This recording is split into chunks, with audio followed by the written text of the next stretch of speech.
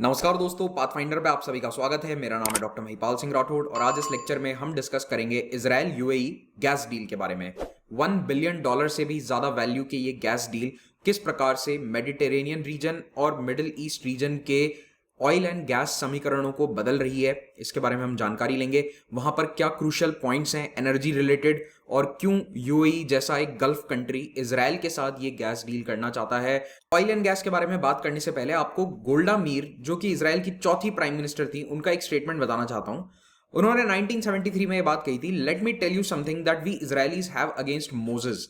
He took us 40 years through the desert in order to bring us to that one spot in the Middle East that has no oil.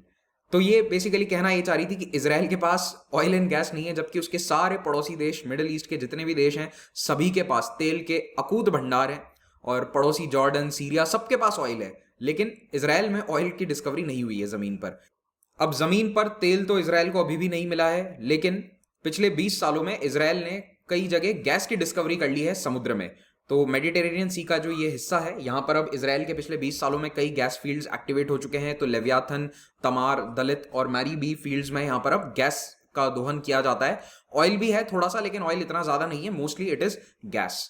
पिछले महीने यानी अप्रैल 2021 में Israel और UAE की दो बड़ी oil and gas companies के बीच में एक करार होना तय हुआ था, जिसके तहत इजराइल की डेलेक ड्रिलिंग, जो वहां की सबसे बड़ी एनर्जी कंपनीज में से एक है, वो अपने शेयर्स $1.1 बिलियन वर्थ के शेयर्स यूएई के मुबादला कंपनी को दे देगी।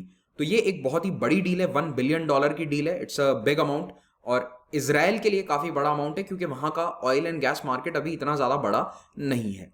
तो यूनाइटेड अरब एमिरेट्स की जो ये कंपनी है, दिस इज कॉल्ड मुबादला पेट्रोलियम, और इन्होंने ये एमओयू साइन किया था कि इजराइल के तमार ऑफशोर फील्ड में, जहां डेलेक ड्रिलिंग का ऑयल एंड गैस प्लेटफॉर्म है, वहां पर ये 22% स्टेक ले लेंगे। मुबादला पेट्रोलियम मुबादला इन्वेस्टमेंट कंपनी का एक पार्ट है, जिसमें जो डायरेक्टर हैं वो यूएई की रॉयल फैमिली के मेंबर्स हैं। The crown Prince himself is one of the directors of this investment company, और ये बहुत बड़ी कंपनी है। इसके $232 बिलियन के एसेट्स हैं। अब ये जो डील होगी, ये इजराइल और यूएई के बीच में होने वाली इस प्रकार की सबसे बड़ी डील है। और ये इसलिए भी खास है क्योंकि पिछले साल जब इब्राहिम अकॉर्ड्स हुए थे 2020 में, जब यूएसए के मीडिएशन के कारण यूएई और कुछ अन्य इस्लामिक कंट्रीज ने इजराइल के साथ डिप्लोमेटिक रिलेशंस एस्टैब्लिश किए थे, उसके बाद ये सबसे बड़ी इकोनॉमिक डील होने जा रही है इन दोनों देशों के बीच में।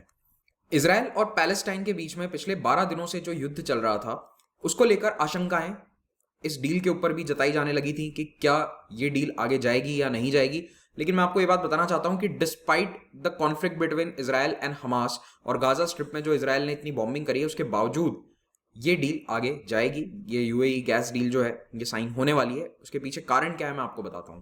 इजराइल पिछले कई सालों से कोशिश कर रहा है कि दुनिया की बड़ी बड़ी ऑयल एंड गैस कंपनीज उसके गैस फील्ड्स में आकर ऑपरेट करें। तमार, लेवियाथन, तनिन और कारिश फील्ड्स जो हैं, यहां पर बड़ी ऑयल कंपनीज आकर एक्सप्लोरेशन करें और साथ में गैस को निकालने का भी काम करें, क्योंकि इजराइल के पास जो नेचुरल गैस का रिजर्व है वो इतना ज्यादा है कि उसकी जरूरतें आराम से पूरी हो जाती हैं, उसको एक्सपोर्ट करने की आवश्यकता होती है।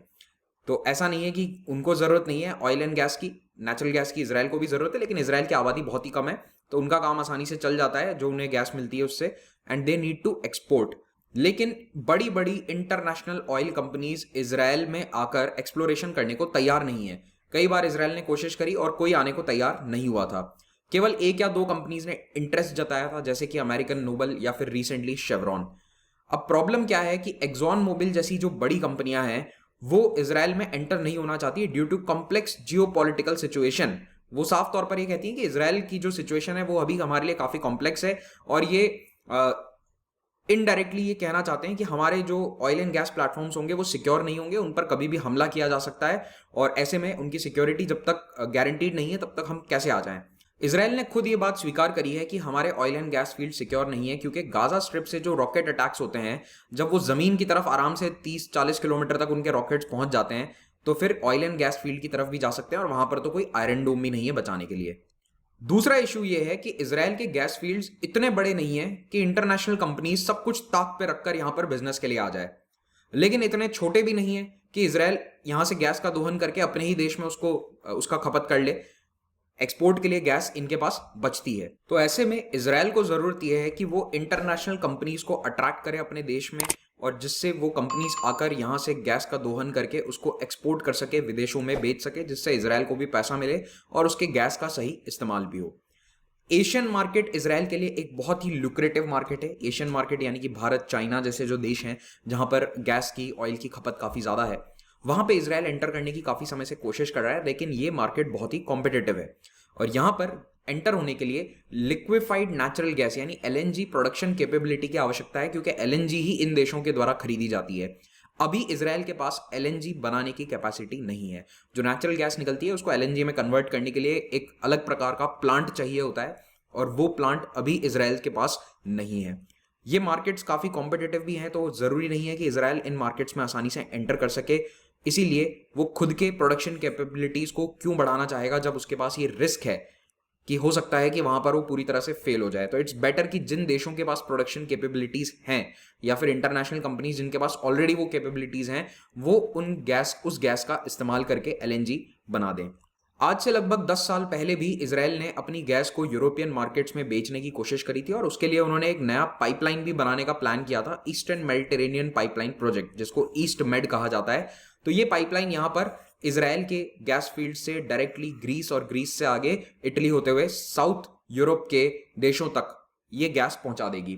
तो इनकी कोशिश ये थी कि यहाँ की जो गैस है, एक्सेस गैस है, उसको ये यूरोप के मार्केट्स में उसकी खपत करवा दें। लेकिन ये पाइपलाइन अभी तक बनकर तैयार नहीं हुई है। 8 साल से इस पर काम चल रहा है, लेकिन it is still not completed, और उम्मीद है कि 2022 के अंत से पहले कंप्लीट होने भी नहीं वाली है, क्योंकि इंटरनेशनल बिजनेस कम्युनिटी जो है वो इसमें ज्यादा इंटरेस्ट नहीं दिखा रही है। एक रीजन ये भी है कि साउथ यूरोपीय कंट्रीज में गैस की खपत इतनी ज्यादा नहीं है compare to other markets like Asia, वहां पर इतनी ज्यादा खपत इसकी नहीं है। एक और एस्पेक्ट ये है कि क्योंकि ये पाइपलाइन बनाना बहुत ही महंगा है, इसीलिए जो गैस की कीमत एंड यूजर्स के लिए होगी वो भी इंक्रीज हो जाएगी, बढ़ जाएगी, और ऐसे में जब महंगी गैस कंज्यूमर्स को बेची जाती है तो ऑटोमेटिकली कंज्यूमर्स का इंटरेस्ट कम हो जाएगा। एक और बड़ा मुद्दा यहां पर आता है टर्की का। टर्की एक बहुत बड़ा रीजनल प्लेयर है, और मेडिटेरेनियन वाले एरिया में कई जगह वो अपने ईईजेड को क्लेम करता है। बहुत सारे डिस्प्यूटेड एरियाज हैं इस ईस्टर्न मेडिटेरेनियन वाले एरिया में, जहां Turkey, Cyprus, Syria, Lebanon, Israel, इन सब के ईईजेड्स हैं, और यहाँ पर कुछ ना कुछ डिस्प्यूट चलता है। खास करके टर्की और ग्रीस के बीच में बहुत सारा डिस्प्यूट है, उसको लेकर मैंने एक स्पेशल वीडियो भी बनाया था, आप चाहे तो सर्च करके पाथफाइंडर पे देख सकते हैं। तो यहाँ पर टर्की जो है वो इस पाइपलाइन के इतना फेवर में नहीं है, क्योंकि टर्की यूरोप को सप्लाई करना चाहता है ऑयल एंड गैस, और वो देखता है कि अगर उसकी मोनोपोली यहाँ पर खत्म होती है तो वो क्यों उसे टॉलरेट करेगा।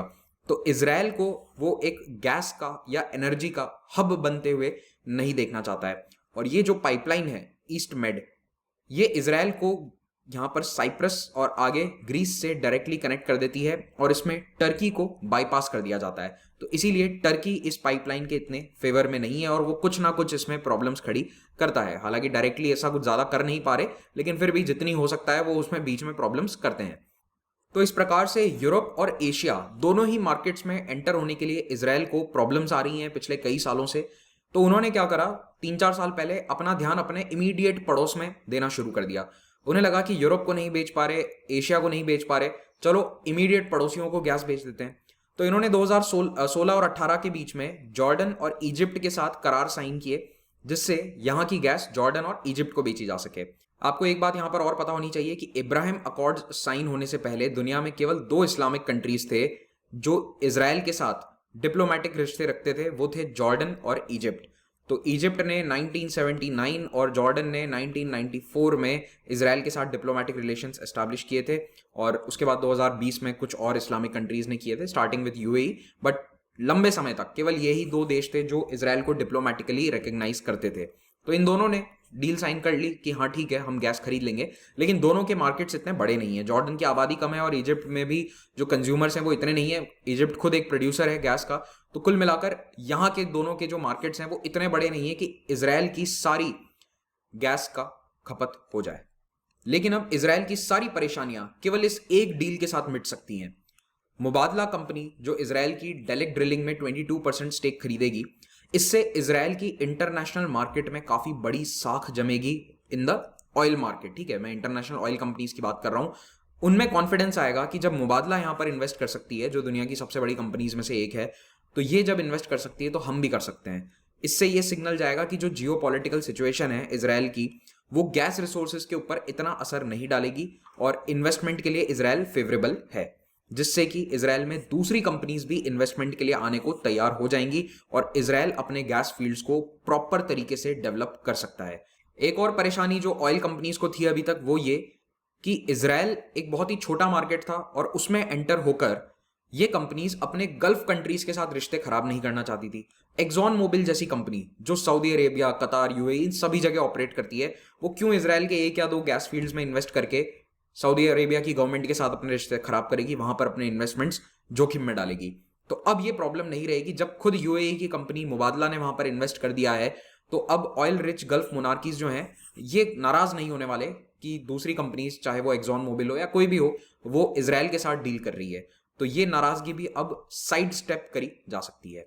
तमार फील्ड में अभी अमेरिका की शेवरॉन कंपनी का भी 25% स्टेक है, यूएई की मुबादला का 22% स्टेक हो जाएगा। ये दोनों ही इसराइल के पड़ोसी इजिप्ट में भी बहुत बड़े इन्वेस्टर्स हैं, वहां के ऑयल एंड गैस फील्ड्स में भी ये इन्वेस्ट करते हैं। तो ऐसे में मुबादला का जो ये इन्वेस्टमेंट है, ये यूएई और शेवरॉन के लिए एक काफ़ी अच्छा सौदा रहेगा, क्योंकि ये दोनों ही कंपनी साथ मिलकर इजिप्ट और इसराइल के गैस फील्ड्स को एक साथ एक इंफ्रास्ट्रक्चर से जोड़ सकते हैं। इनके लिए कॉमन इंफ्रास्ट्रक्चर इस्तेमाल किया जा सकता है और अल्टीमेटली एलएनजी हब्स यहाँ पर लगाए जा सकते हैं। ऑलरेडी डिस्कशन चल रहा है कि मुबादला और शेवरॉन जो हैं वो इजिप्ट के इडकू एलएनजी प्लांट में स्टेक खरीद सकते हैं, ताकि वहां पर वो अपनी प्रोसेसिंग कर सकें, गैस को एलएनजी में कन्वर्ट कर सकें। अगर ये हो जाता है तो एक रीजनल एलएनजी प्रोडक्शन कॉम्प्लेक्स बन जाएगा, जिसमें इसराइल फीड स्टॉक सप्लायर का काम करेगा, यानी कि जो उसमें रॉ मटेरियल है, यानी कि नेचुरल गैस है, वो इसराइल के गैस फील्ड से आएगा और वहां पर एलएनजी बनकर आगे दूसरे देशों को सप्लाई कर दिया जाएगा। तो यही सारे कारण है कि इसराइल की सरकार चाहेगी कि ये डील आगे जाए, कंप्लीट हो, चाहे कुछ भी हो, चाहे लड़ाई हो, गाजा के साथ लड़ाई इनकी नहीं रुकी होती तो भी ये इस डील को आगे जारी रखते। दूसरी ओर अगर हम यूएई के नजरिए से बात करें, तो मुबादला के बोर्ड ऑफ डायरेक्टर्स को लीड करते हैं अबू धाबी के क्राउन प्रिंस मोहम्मद बिन जायद। तो ये कंपनी बेसिकली यूएई की रॉयल फैमिली से डायरेक्टली लिंक्ड है। तो ऐसे में ये इन्वेस्टमेंट कोई ऐसा नहीं है कि सिर्फ कंपनी अपने स्तर पर कर रही है, definitely this has the banking of the royal family. And इसका मतलब ये है कि रॉयल फैमिली, यूएई की सरकार, सबका सपोर्ट इस डील के पीछे है। ये कंपनी मुबादला भी यही चाहती है कि इनका जो पोर्टफोलियो है वो थोड़ा सा ग्रीन फ्यूल्स या सेमी ग्रीन फ्यूल की तरफ जाए। देखो, गैस सेमी ग्रीन मानी जाती है क्योंकि गैस ऑयल जितनी पॉल्यूटिंग हाइड्रोकार्बन नहीं है, इसीलिए ये अपने पोर्टफोलियो को डाइवर्सिफाई करके सेमी ग्रीन फ्यूल की तरफ ले जाना चाहते हैं और इसी के कारण गैस में इन्वेस्टमेंट्स बढ़ाना चाहते हैं।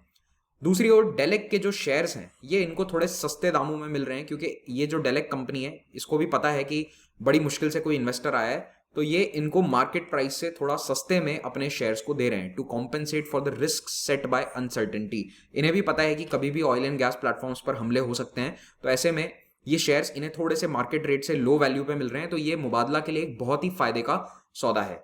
यूएई को यहाँ पर एक और बड़ा फायदा ये होगा कि भविष्य में अगर यहाँ पर कोई नई डिस्कवरी होती है तो वो पहले से यहाँ पर मौजूद होंगे और उस नई डिस्कवरी का फायदा आसानी से वो उठा सकते हैं।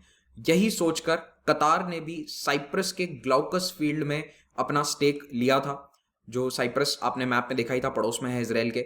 तो वहां पर सभी कंपनीज, बड़ी बड़ी कंपनीज ईस्टर्न मेडिटेरेनियन में स्टेक चाहती हैं, क्योंकि ईस्टर्न मेडिटेरेनियन आने वाले दशकों में एक इंपॉर्टेंट एनर्जी सप्लायर बन सकता है। एक और जियोपॉलिटिकल एंगल यहाँ पर यह है कि यूएई उन कंट्रीज के साथ शामिल हो रहा है जो एंटी टर्की माने जाते हैं। अब ऐसा कोई ऑफिशियल ब्लॉक नहीं है, लेकिन एक लूज ग्रुप है जो कई देश अपने आप को एंटी टर्की देखते हैं। तो ये देश टर्की के इंटरेस्ट के खिलाफ हैं और टर्की को चैलेंज करते हुए ये यहाँ पर इन्वेस्टमेंट देखा जा सकता है।